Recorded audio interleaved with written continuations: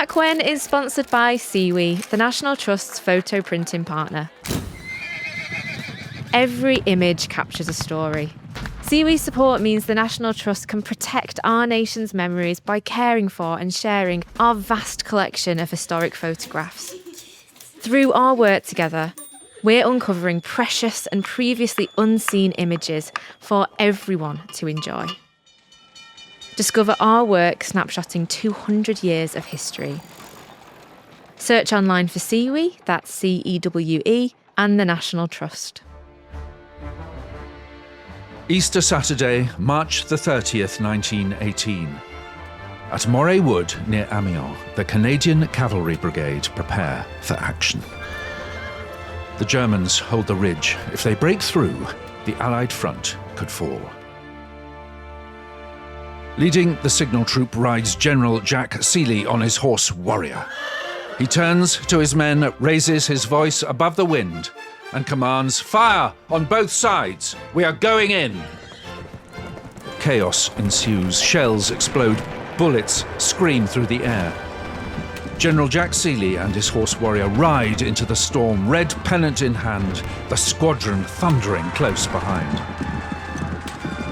The battle that follows will be remembered as one of the deadliest cavalry charges of the First World War.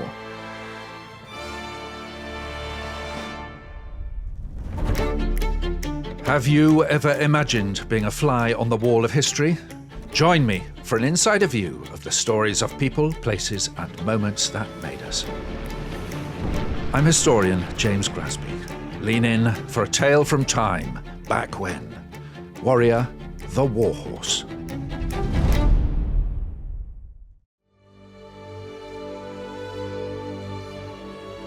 The First World War raged from 1914 to 1918, drawing in nations across Europe and beyond, where more than 65 million soldiers faced the mud, the blood, and the misery of trench warfare.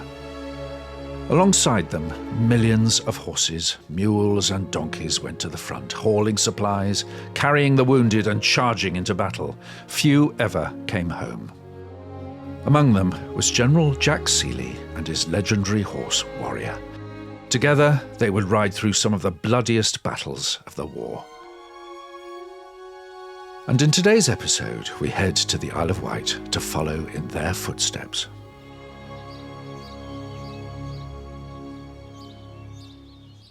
It is a glorious spring April day, and I'm standing in the grounds of stunning Mottistone Manor on the Isle of Wight. Now, this place is nestled in a very sheltered valley, not far from the sea, but surrounded by rolling, lush greenery. Mottistone Manor was first recorded, I believe, in the Domesday Book in 1086. And today, I'm here to walk an unusual and surprising trail, one that traces the steps of a forgotten hero from the First World War, someone who returned from the Western Front against all odds and unscathed. But before I set out, I'm going to step inside the manor to meet somebody who one wouldn't naturally associate with this story. I'm just going to come in through this front door with a two-centred arch, past some Gothic lettering, a wonderful inscription, and through another low door into an ancient room with magnificent timbered ceiling. But in front of me is the most striking picture. What a beautiful horse! A beautiful horse with a gallant, what looks like a general in uniform, and behind, chalky cliffs, which I guess are the Isle of Wight. I don't know. It says 1920s, but I wonder who this chap is. As I stand there pondering, I hear footsteps behind me. I recognise your face, Brough Scott. What a pleasure to meet you. It's lovely to be here because obviously I've known this picture since I can remember pictures. And that's Grandpa on his horse Warrior, which has become quite famous really as a sort of symbol of the First World War. Brough, it's an astonishing story. I mean, to so many people, you are the face of British racing, TV presenter, writer. I had no idea that you as well are the grandson of General Jack Seeley, and I've got this relationship with Mottistone. In fact, Grandpa, who is an extraordinary Victorian Edwardian figure that you couldn't invent now, but he went to the Boer War with a white horse of his called Maharaja, and when he got to the port, so you can't take that white horse, it's bad for camouflage, so he took it round the back and dyed it brown. I mean, literally, and it went right through the war with him. Between 1899 and 1902, the Boer War raged in South Africa. It was here that Jack Seeley learnt the realities of battle on horseback. And when he was looking for a replacement to that horse when he got very old, he saw a thoroughbred mare and he galloped down after it and bought it there and then off the man. She was called Cinderella and she was incredibly sweet. She used to walk round behind him like a dog. My mother can remember sliding off her back. She was really sweet. And her son was Warrior. From the day he is born, Warrior is Jack Seeley's constant companion in both war and peace. They cross the Channel together in 1914, and for the following 4 years, they endure the mud and hardships of the Western Front. 2 decades later, in 1935, Jack Seeley publishes a book about him called My Horse Warrior. By then, Warrior is 27 and a living reminder of the bond they share. That book, My Horse Warrior, it's a love letter to this horse. He would have remembered the last canter he did alongside his son who got killed, Frank. He remembered him with his first wife who died. He remembered him through that picture there of the whole family. The horse was his connection. It's a testament to a quite unique equine life, and that's why I'm really proud that he recorded it. But Warrior's story isn't just published in books and remembered in portraits. It's written into this very landscape. And today we set out to trace his hoofprints on a circular footpath around Mottistone, known as the Warrior Trail. Brough, we're just rising up, out of the valley from that ancient house. Up a deep and sunken track. This is the beginning of the trail, I guess. It's a footpath now, but of course Warrior and Grandpa would have ridden up here to the downs. So you can uplift yourself and your mood by going up on the downs. And when I come down here, which I still do a lot, I go up on the downs and then my spirit lifts. And that moment on the Isle of Wight, famously, where the chalk downs stop beside the sea, where they've been broken away into those incredible cliffs that appear in the background of that picture we're just looking at. That particular chalk cliff is called Tennyson Down because that's where Tennyson used to walk up, purportedly reciting somebody's great verse. We're walking up towards the downs, but actually down below, a little bit south of here, is Yafford Mill, where Warrior was born. We're talking about 1908. And Grandpa was a minister then, and there was a very stuffy private secretary. And the guy at the stables sent a message to Grandpa, which was handed over by this very stuffy civil servants. The message was, Cinderella had a booming boy today, mother and son really well. Lovely phrase that Grandpa said. Well, Yafford is one of the most delightful places one could possibly choose to be born. Lovely. And before us, a bridle way. We're under the shade of a sycamore in flower. Which way are we heading, Brough? We're going southwest up onto Brook Down, and out ahead of us we'll see the totemic chalk cliffs of Freshwater Down. And it's chalky underfoot, isn't it? It's already, you can see the chalk. Brough, the view is beginning to open. Below us is Sidling Pool, which is where Warrior ran with his mother Cinderella as a yearling and a 2-year-old. And indeed where Grandpa got on him the first time and he immediately bucked him off.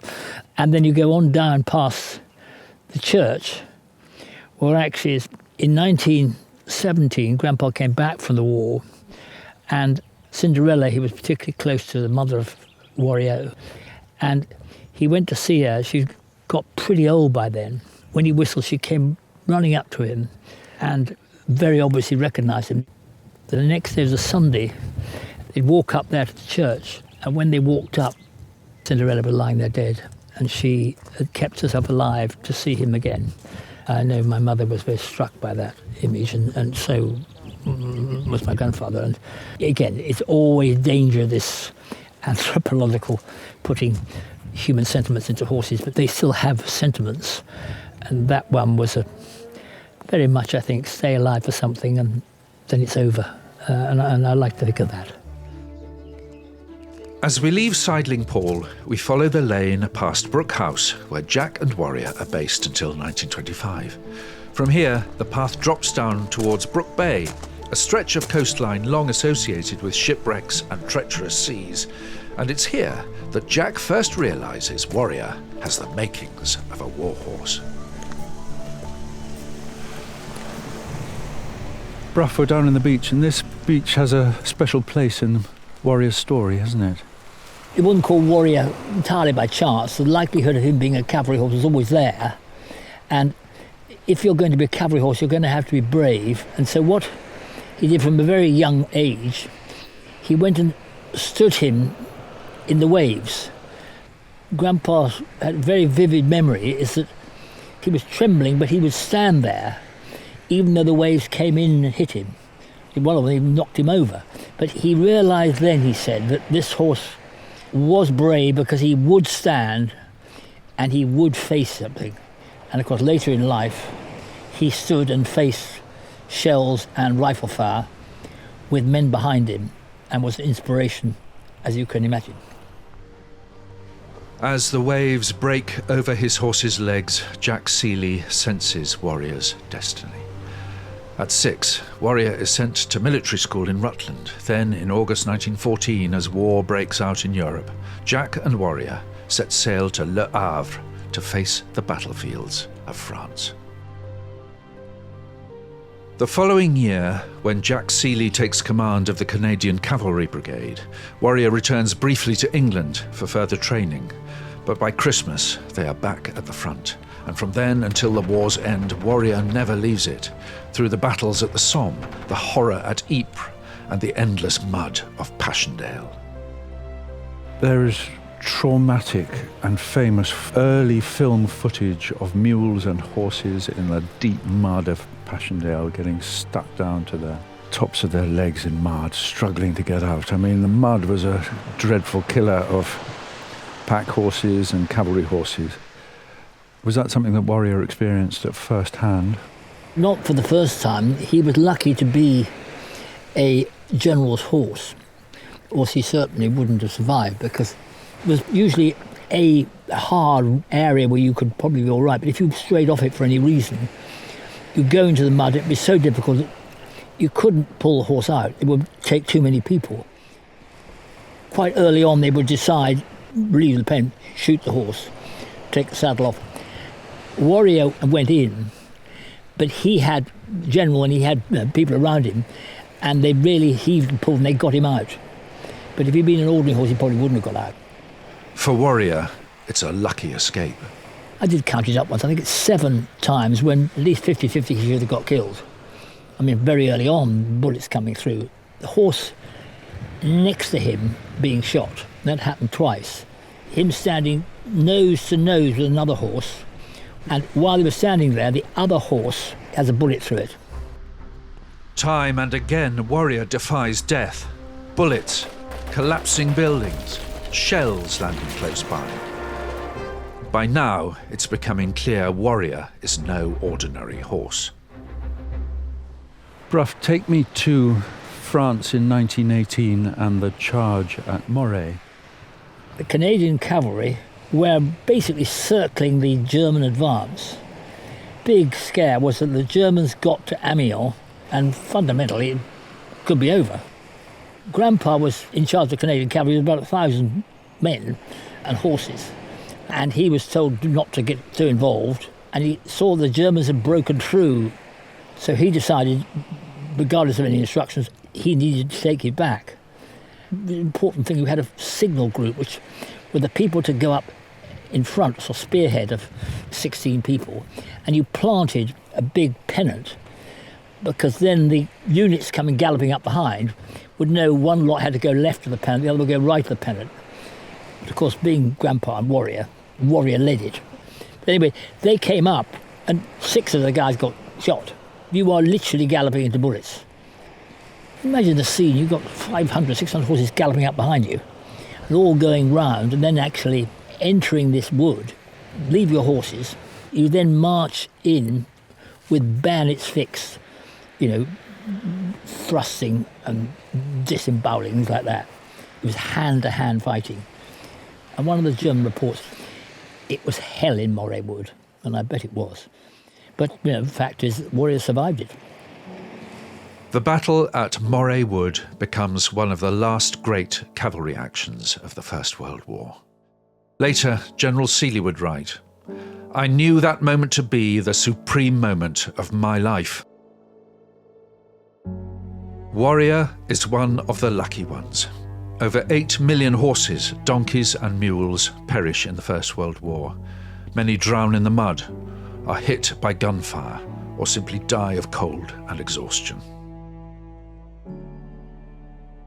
A month later, General Jack Seeley is gassed, and as he recuperates, Warrior stays by his side. By Christmas that year, the war is finally over. Jack and Warrior both return home to Brough on the Isle of Wight. In 1925, they move to Mottistone, where Warrior spends the rest of his days. Brough, that was a wonderful walk, tracking the story of Warrior and your grandfather. And we now come back to a really lovely panelled room somewhere in the north part of this great manor house. And we've got a pot of tea. Much needed. I've got the book that your grandfather wrote and that you republished. And there's this lovely photograph here of your grandfather on Warrior outside this house. What's going on here? It's typical in many ways. 1934, Grandpa is in his 60s, Warrior is 26 years old, and Queen Mary's there. And she would have been at Cowes, and Grandpa is in his Cowes yachting kit, which is a yachting cap, blue blazer and white slacks. And what the Queen clearly would have done is saying, "Oh, I'd love to see Warrior." So they brought Warrior out of the field, and he would have said, "Look, here he is," and he would have jumped up on him. So he's riding Warrior bareback, and the Queen is patting him. So Warrior, a great celebrity. And by the sound of it, Warrior lived to an extraordinary age. He went on and on. It's one of the most extraordinary things of all, really, and there's a terrific picture of Grandpa and Warrior outside Mottistone Manor, with Grandpa riding him, when Grandpa's 70 and Warrior's 30. I mean, 30 is very old for a horse, and he's had the saddest of ends. 1941, things are very, very rough in England. And, it looks like we might well lose the war. And Warrior's getting very ropey. And through the winter, Warrior was having to have a lot of oats, things to keep him going. And Grandpa had to decide, look, people are going to grumble, so we're going to have to put him down. During the Second World War, rationing means food and fodder is desperately scarce. Non-essential animals, retired horses, pets, even zoo animals were put down, as there simply wasn't enough to keep them alive. It was in this climate, in 1941, that Warrior, by then 32 years old, is finally laid to rest. This is the saddest bit. He said he couldn't bear to be there when the vet came to put him down. But he wrote in his notebook, Warrior had been put down, he said, to quote the poet Byron about his dog Bosun, "I do not believe he'll be denied in heaven the soul he had on earth," which is rather a lovely thing to have written in your diary.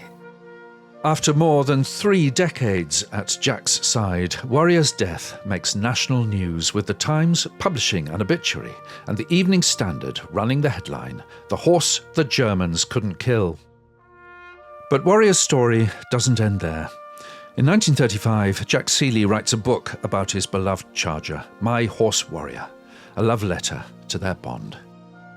And in 2012, Brough republishes the book, keeping his grandfather's words alive for a new generation.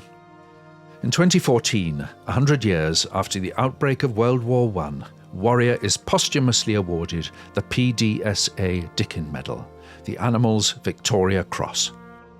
It was an extremely proud moment for me and my family, because Warrior was given this medal on behalf of all the animals who suffered in the First War.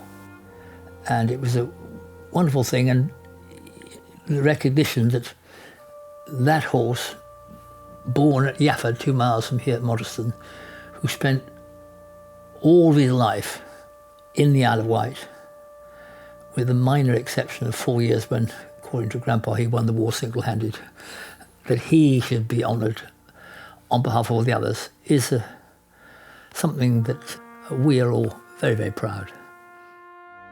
From the cliffs of the Isle of Wight to the battlefields of France, Warrior's story is one of loyalty, courage, and survival against all odds. As we honour the soldiers who never came home, let us also remember the animals who stood beside them.